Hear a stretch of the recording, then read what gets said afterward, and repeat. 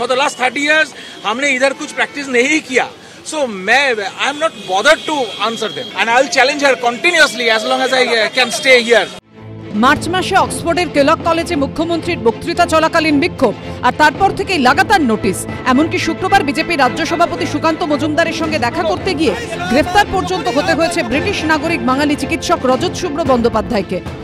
আপনার কি মনে হয় যে এই যে আপনার নিজের বাড়ির সামনে থেকে নিজের পাড়া থেকে তুলে নিয়ে যাওয়া হলো, এর কারণ যে ওই কেলক্স কলেজে আপনি যে বিক্ষোভ দেখিয়েছিলেন পোস্টার হাতে, সেই ছবি, সেই লাইভ ফিড আমরা প্রত্যেকে দেখেছি, সেইটাই এর পেছনে মূল কারণ? সেটাই হতে পারে, এবং সেইখানে যারা যারা ছিল, যারা যারা বোধ করেছেন যে আমি তাদের চেপে ধরেছি বা একটু অপ্রস্তুত ফেলেছি, তারা নিশ্চয়ই অত্যন্ত অসন্তুষ্ট হয়েছেন, কারণ তারা তো চ্যালেঞ্জ হননি, কখনো চ্যালেঞ্জ হতে ভালোবাসেন না। আমার মনে হয় সেটাই কারণ। এই প্রেক্ষাপটে এবার চিকিৎসক রজত শুভ্র বন্দ্যোপাধ্যায়ের বিরুদ্ধে আরো কড়া পদক্ষেপ নিতে চলেছে রাজ্য মেডিকেল কাউন্সিল।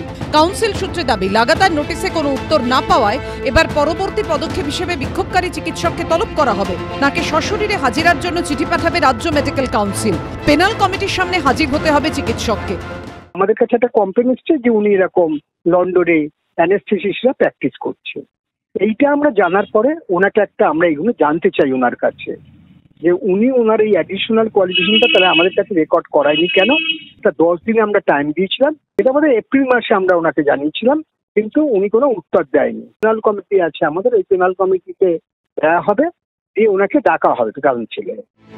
রাজ্য মেডিকেল কাউন্সিল সূত্রে খবর, 2022-23 সালে চিকিৎসক রজত শুভ্র বন্দ্যোপাধ্যায় তার উচ্চতর কোয়ালিফিকেশন যুক্ত করার জন্য পুনর্নবীকরণের জন্য আবেদন জানিয়েছিলেন রাজ্য মেডিকেল কাউন্সিলে।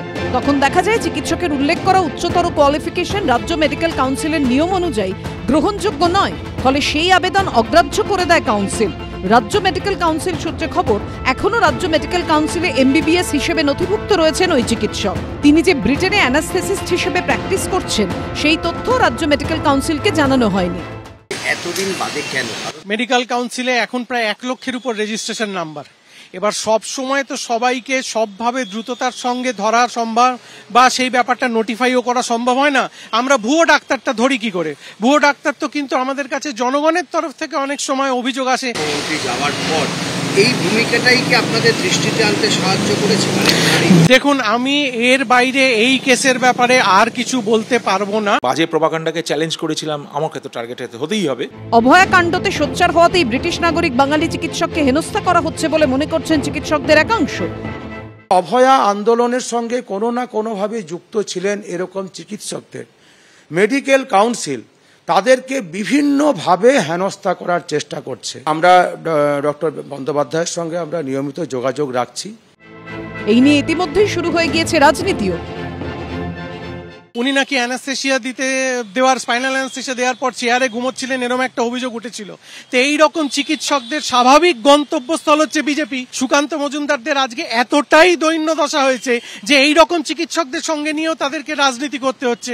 আপনি সুকান্ত মজুমদার জেনে রাখুন, এবার আপনারা 30ও ক্রস করতে পারবেন না।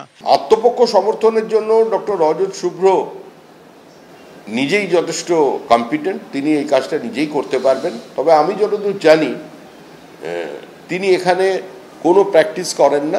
একটা প্রতিহিংসা পরায়ণ সরকার, এই সরকার কোনো প্রশ্ন শুনতে পারে না। বিতর্কের জল কতদূর গড়ায় সেদিকেই এখন নজর। ঝিলম করঞ্জাই, সন্দীপ সরকার ও উজ্জ্বল মুখোপাধ্যায়ের রিপোর্ট, ABP আনন্দ।